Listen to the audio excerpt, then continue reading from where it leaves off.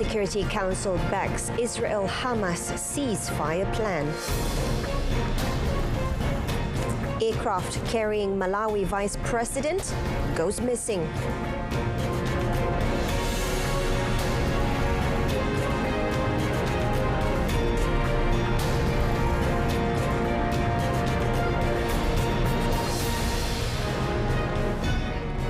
Salam Malaysia Madani. You are watching World Today with me, Renee Fong.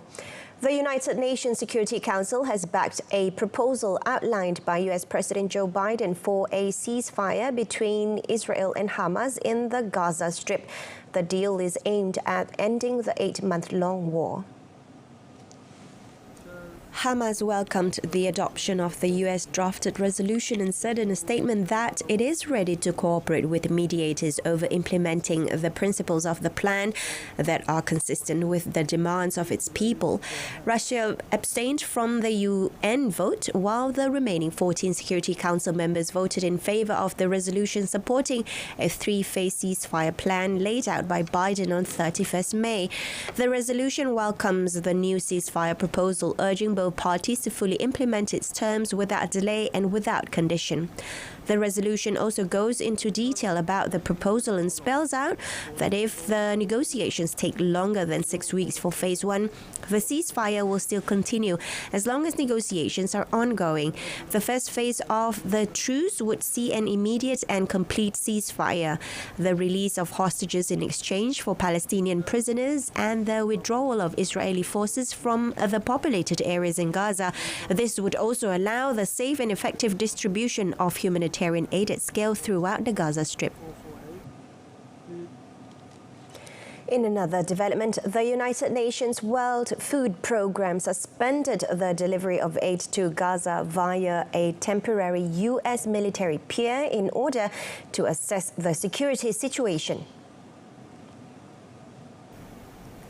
UN spokesperson Stephanie Dujarric linked the move to an Israeli hostage rescue operation over the weekend that freed 4 people, but which health officials in Gaza say killed 274 people and wounded almost 700, many of them women and children. Meanwhile, the World Food Programme colleagues tell us that we are temporarily pausing operations at the floating dock until a thorough assessment of the security situation is conducted to ensure the safety of our staff and our partners.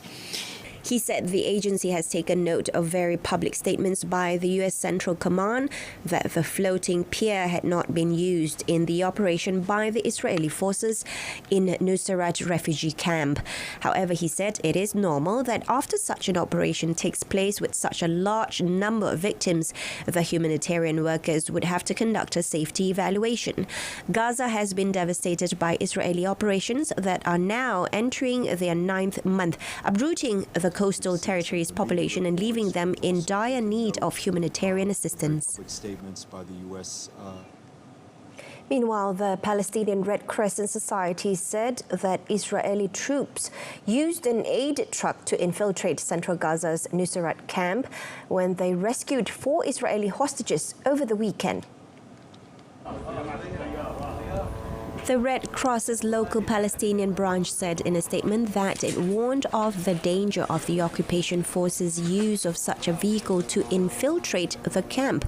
It explained that the Israeli forces deceived people by disguising themselves under the cover of aid that civilians desperately need amid their suffering from severe food insecurity.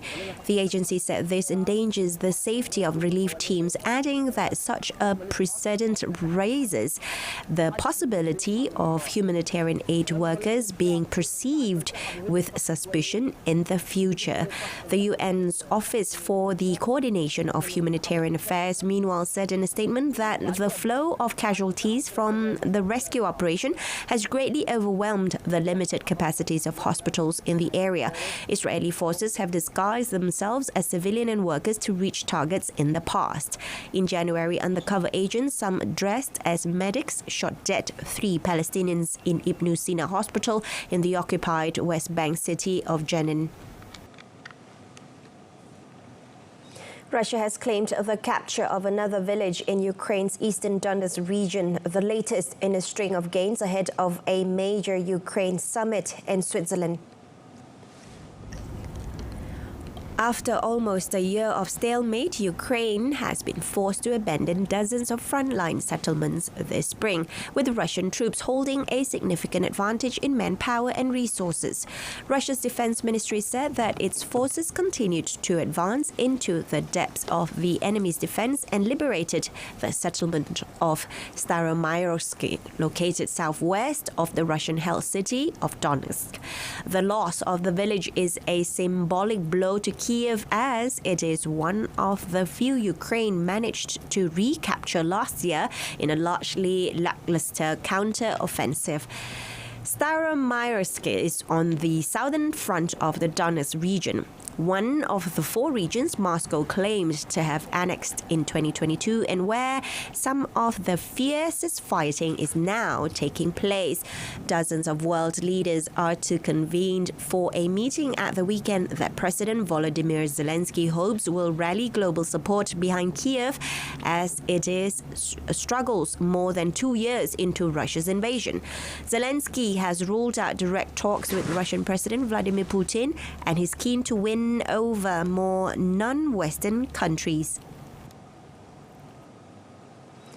In the balloon warfare between North Korea and South Korean activists, one Seoul-based group has honed its tech expertise to develop balloons capable of dispersing leaflets and electronic speakers hundreds of kilometers across the border. Built using 3D printers and components sourced online and sometimes equipped with GPS tracking, the so-called smart balloons can cost up to $1,000 each. Once or twice a month from spring to autumn, when favorable winds blow north, the secretive group flies the balloons mostly under the cover of darkness. The aim is to drop cargoes deeper into North Korea, including over the capital Pyongyang, with the longer ranges now possible. The group, which has some 30 core members and is funded by members' own finances as well as donations, has not previously detailed its activities to media. The group wants to disseminate thousands of leaflets and air pre-recorded messages critical of North Korea's leader, Kim Jong-un. Balloon tactics have taken center stage in the frosty relationship between the two Koreas since late last month. North Korea in recent years, a rare deploy of balloons, has sent more than 1,000 south, most laden with garbage and some with what appeared to be animal feces. Malawi's President Lazarus Chakwera said he is sparing no resources in a search operation for a missing military aircraft carrying the country's Vice President Saulos Chilima. According to Chakwera, the plane, which took off just after 9 a.m. local time yesterday, was carrying 51-year-old Chilima and 9 others when it failed to land due to bad weather. Malawi's former First Lady, Shanil Zimbiri, was also on board. The group was traveling from the capital, Lilongwe, over 370 kilometers to the city of Mzuzu for the funeral of a former cabinet minister. Upon arrival in Mzuzu, the pilot was unable to land the plane due to poor visibility occasioned by bad weather. And aviation authorities advised the aircraft to return to Lilongwe. But the authorities soon lost contact with the aircraft.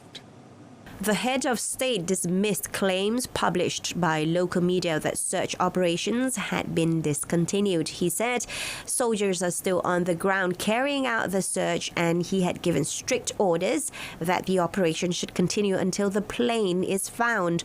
He also said he already contacted the governments of various countries, including the US, Britain, and Norway, who had all offered support in different capacities, including the use of specialized technology.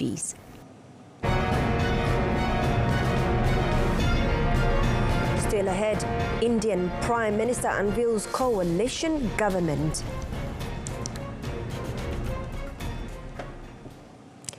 Indian Prime Minister Narendra Modi unveiled his coalition government after a surprise election setback lost his Hindu nationalist party an overall majority. The 71 members of his government took the oath of office after Modi on Sunday, with 11 posts going to coalition allies who extracted them in exchange for their support. But Modi's Bharatiya Janata Party Olga dominate the list, with key posts unchanged, signalling broad policy continuity.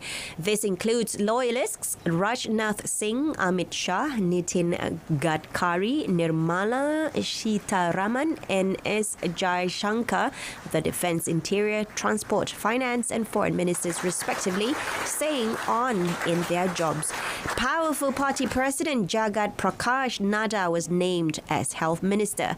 Posts given to coalition leaders include civil aviation to Kinjarapu Ramohan Naidu of the Telugu Desam Party.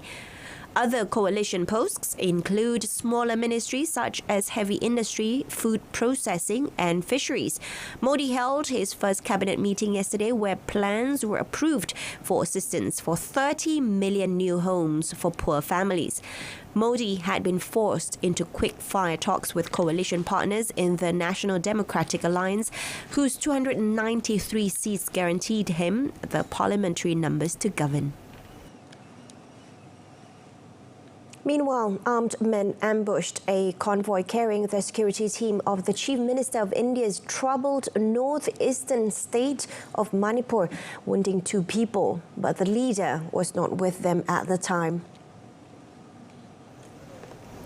Fighting between Manipur's majority Meitei and minority Kuki communities over sharing economic benefits and quotas given to the latter has killed at least 220 people and displaced 60,000 in the last year.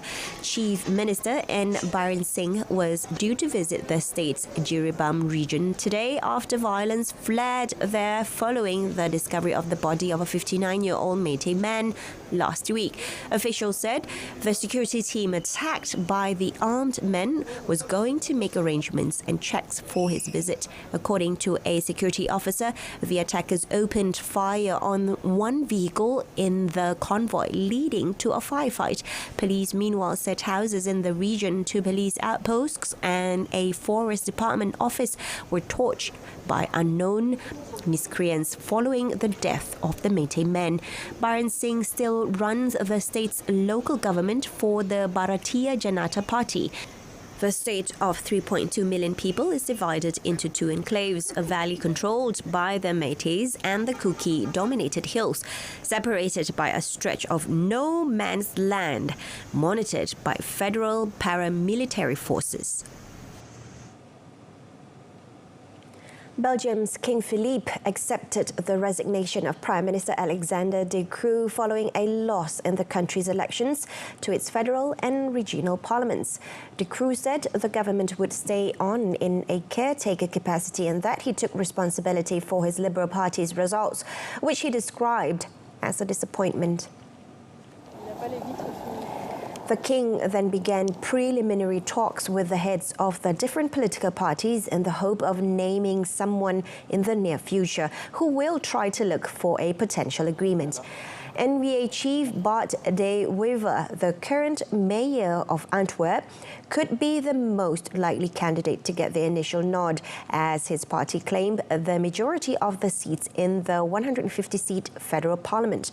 Liberal Party movement Reformature came top in Brussels and French-speaking Wallonia, setting the country on course for months of challenging coalition talks.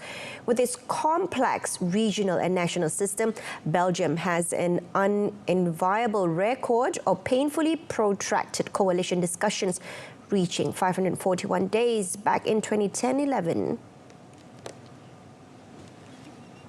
Moving on to Canada, Canadian Prime Minister Justin Trudeau ceded to opposition pressure to expand a public inquiry into election interference to also probe allegations of treason against some lawmakers for secretly working with foreign governments. Legislators have been pressing Trudeau's Liberal government to reveal the names following the revelations made last week in a heavily redacted National Security Committee report. It also claimed that China and India meddled in Canadian party leadership campaigns, including that of Trudeau's main rival, Tory leader Pierre Poilievre. Members of Parliament were expected today to pass an opposition motion calling for an independent inquiry that is already looking into foreign interference in Canada's 2019 and 2021 elections to scrutinize possible treason as well. The inquiry led by Justice Marie-Josée Hogue was launched last September. The opposition motion is non-binding on the government, but Trudeau said his Liberals would vote with opposition parties to ask Hogue to further investigate the claim so that Canadians can have confidence in the integrity of their democracy. A massive 3-alarm fire erupted at a 4-story apartment building in Miami, where authorities responding to the scene also discovered a man who was a victim of a gunshot. Mayor Francis Suarez said the first calls for the fire came in at 8:15 a.m. local time, and at least 40 people were rescued, including some who were taken from their balconies. Suarez also said soon after the evacuations, there was an explosion at the 4-story apartment building.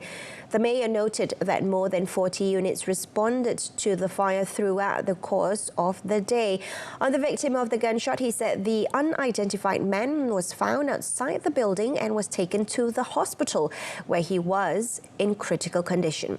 3 firefighters and 1 other resident of the building were also taken to the hospital. Authorities have not said whether the shooting and the fire are related.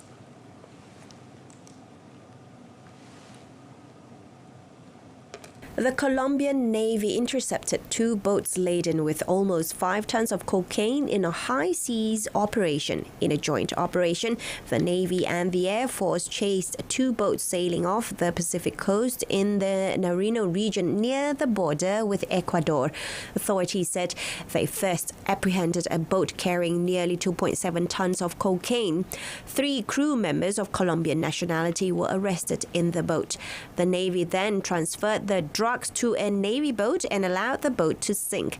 To evade arrest, the crew had earlier opened the valves to let water in. Hours later, a similar operation was carried out with another boat carrying over 2.2 tons of illegal shipment raided. Authorities said they arrested the 2 Colombian and Ecuadorian members of the crew.Apple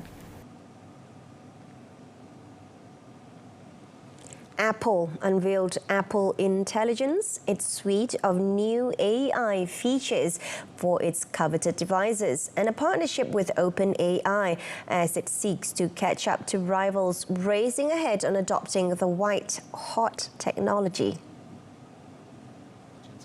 For months, pressure has been on Apple to persuade doubters on its AI strategy after Microsoft and Google rolled out products in rapid-fire succession. But Chief Executive Tim Cook said this latest move will take the experience of Apple products to new heights. And they're available automatically. Recent developments in generative intelligence and large language models offer powerful capabilities that provide the opportunity to take the experience of using Apple products to new heights. To help towards that end, Apple has partnered with OpenAI, which ushered in a new era for generative artificial intelligence in 2022 with the arrival of ChatGPT.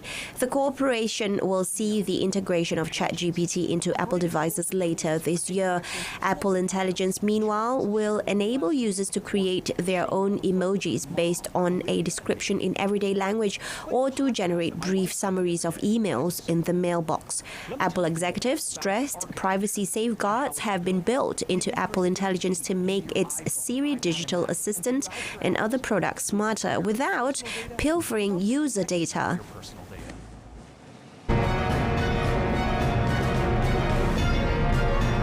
In the sports segment, Harimau Malaya is confident of thrashing Taiwan in World Cup qualifiers. Kicking off our sports segment this afternoon, Harimau Malaya is confident that they will maul Taiwan in the Group D fixture of the World Cup Asia Cup qualifiers tonight. According to national coach Kim Panggon, Malaysia needs to win against Taiwan to reignite their chance of qualifying to the next round. However, the chances also depend on another match between Oman and Kyrgyzstan in Muscat. We win against Papua New Guinea, better ranking. We scored 10 goals. Of course, that manpower, and at this moment, manpower is really different. But for the opponent's team, really difficult play in Bukit Jalil. We have a huge spectator, fans, Ultra Malaya, and that kind of environment. Malaysia currently sits at the third spot of the group with 7 points, 3 points behind Kyrgyzstan, while Oman are leading at the top of the table with 12 points. Should they fail to advance to the third round of World Cup qualifiers, Malaysia will compete in the third round of Asia Cup qualifiers to book a spot in the tournament.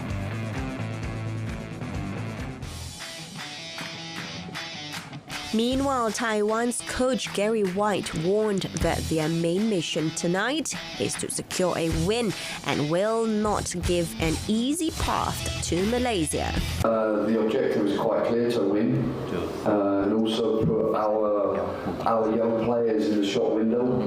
We would love for some of those players to play in the Malaysian League to help develop themselves and develop the team. But we're very clear, we have a very strong will and desire to get points at this level so we can move the program forward. We're still missing a few players in the Chinese Super League, but generally we have a very strong, young, enthusiastic squad, and we've come here to win, and that's quite clear and simple.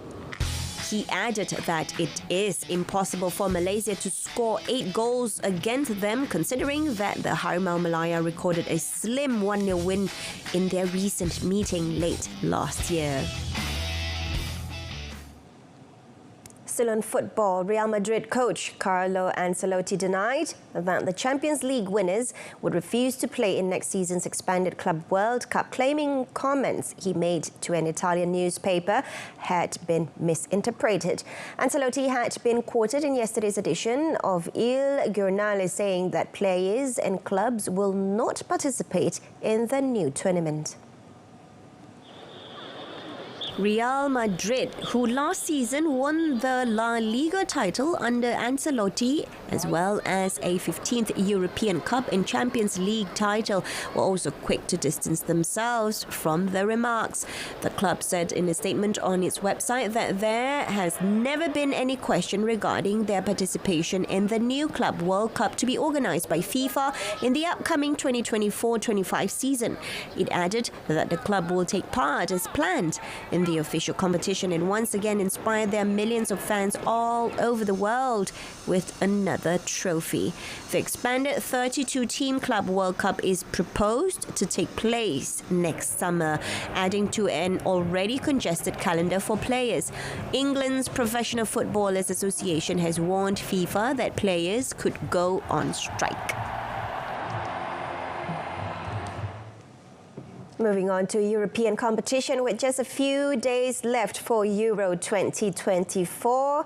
All the teams are revving up their engine in the run-up to the kick-off match this Saturday between Germany and Scotland. As warm-up matches concluded, it is high time for all 24 nations competing to show their true strength against each other to take the throne of European kings.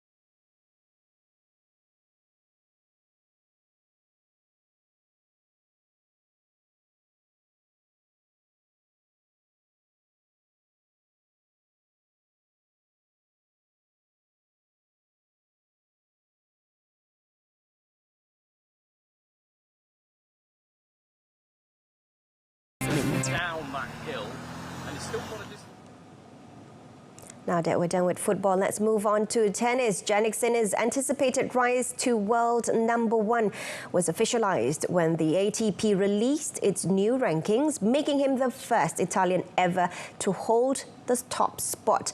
Sinner reached the semi-finals of the French Open, where he was beaten by eventual champion Carlos Alcaraz, who climbs to second, nudging 37-year-old Novak Djokovic, who has been #1 since last September, down to third. The 22-year-old began 2024 ranked 4th, but grabbed his first major title at the Australian Open, along with the Masters 1000 title in Miami, en route to becoming the 29th player to reach the summit of men's professional tennis. Being world #1, it means you had a great year, actually an incredible year with a lot of success, and obviously very happy about this. On the other hand, you always have tournaments, you have to play, the biggest tournaments, so that's a huge privilege to be part of, and I'm just looking forward for the next challenges. Djokovic holds the record for the number of weeks spent at #1. His tally of 428 is 118 weeks more than next best Roger Federer. The German Alexander Zverev, who has run up to Alcaraz in Paris, remains in 4th place ahead of Russian pair Daniil Medvedev and Andrei Rublev. And that wraps up World Today. To recap our top story today, UN Security Council backs Israel-Hamas ceasefire plan.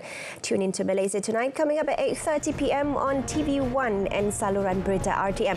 And from the river to the sea, Palestine will be free. I'm Renee Fong. Thanks for watching and have a pleasant afternoon.